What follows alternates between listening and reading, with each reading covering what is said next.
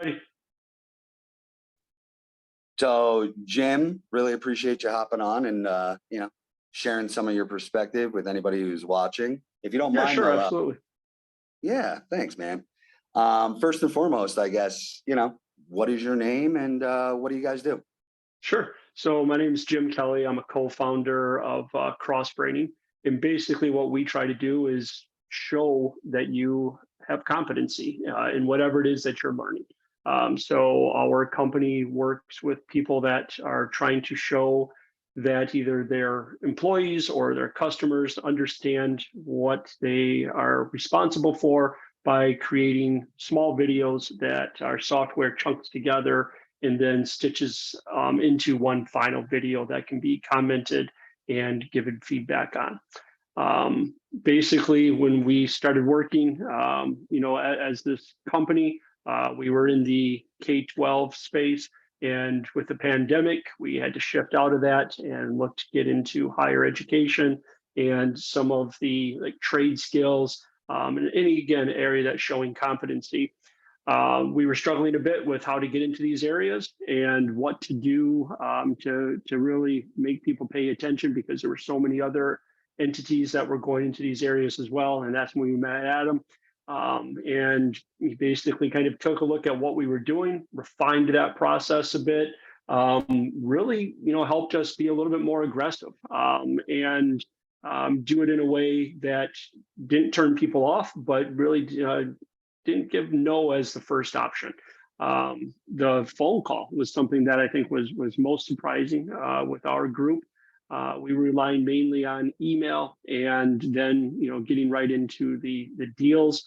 And when we got together with Adam, basically went old school, and he's like, when you see these numbers here and on your open area, hit them with the phone calls, and that's something that made a tremendous difference for our decreasing our churn rate and increasing the amount of people that we engaged with.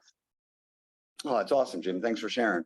And I guess Yeah, when you're saying the phone calls before, you never picked up a phone, you never actually no, followed up with a customer and like followed a script to pitch them. no, not Um, at all. It was basically, I mean, the campaigns that we ran on the email campaigns, we had that script. But as far as picking up the phone, having those steps, the kind of what if responses as well, like if they're saying this, then respond this way. You really helped make it something that felt genuine for the people making the phone calls and increase that engagement. It was definitely something we were not doing. We kind of scoffed at the idea because we all hate getting phone calls from solicitors and thought everyone hated it. But we had some really good conversations. I mean, you and your team, you're all educators, right? Even Yep, your sales guy, your co-founder, Josh, you're all in the system for a very long time. exactly. So you never Yep. really had a sales background, right? You never No, really had not too at much all. experience here. So I guess when thinking about, as an example, Craig, who was a teacher that then turned into somebody who was setting meetings, did you Yep. feel that, giving that roadmap, giving the direction made it a little bit easier or more comfortable for someone like Craig to be able to actually implement some of this stuff? Yeah, absolutely. Going back to what you were talking about with teaching, it was basically like a lesson plan, and that it was something that they could follow. It was something that made sense. There was a way to assess if you were successful or not. And I think that, with the education background, it was something that we could easily understand the why behind that. And, the proof came out of it.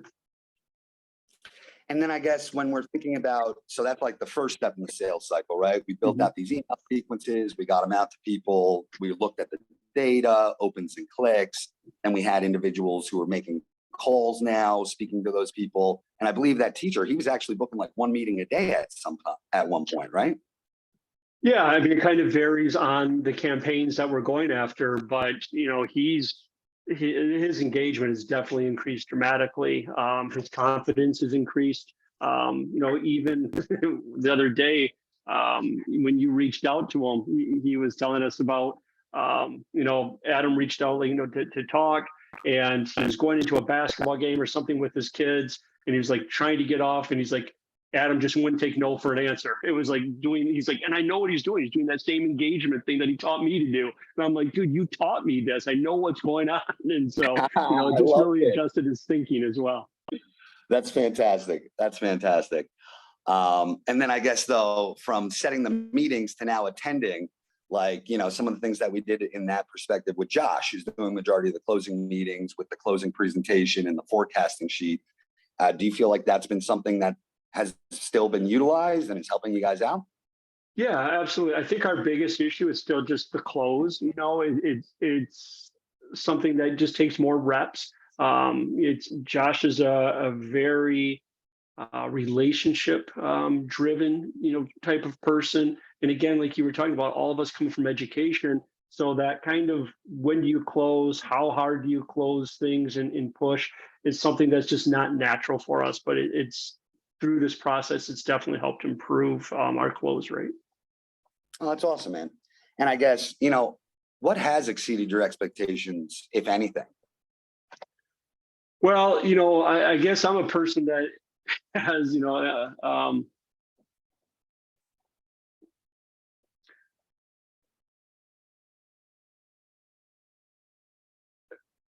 pretty moderate expectations and not knowing exactly what to expect. I was looking for it kind of, now that I think about it, it really varies, right? It kind of depends the mood that I'm in and which lens I'm looking at it.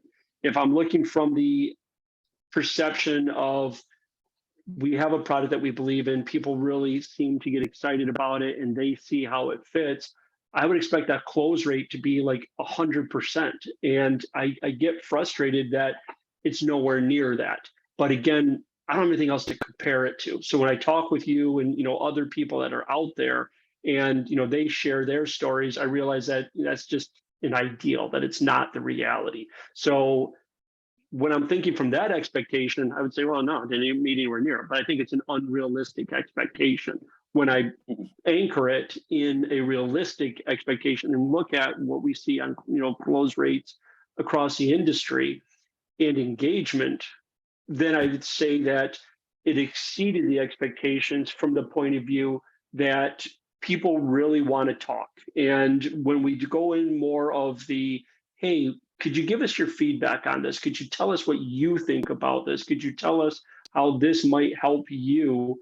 Adjusting that approach a little bit, that really helped, I think, exceed the stickiness of continued conversations. So again, I think it's just reframing a little bit. And by adjusting the way that we're thinking and reframing, that is what exceeded my expectations. Does that make sense? Absolutely. And I mean, I think you're referring to the skilled questions in the script, not only for the outbound, but also when we actually have a book demo, That's correct. right? Actually asking, like, what is it that you guys like? Like, why are you on this call at all? When in the past, we never had that information, right? We went right into the what. We went right into the product. We went right into, here's what it does. Look at this. And you kind of helped us adjust going that conversational longer, trying to understand their why before we go into the what and the how, I should say.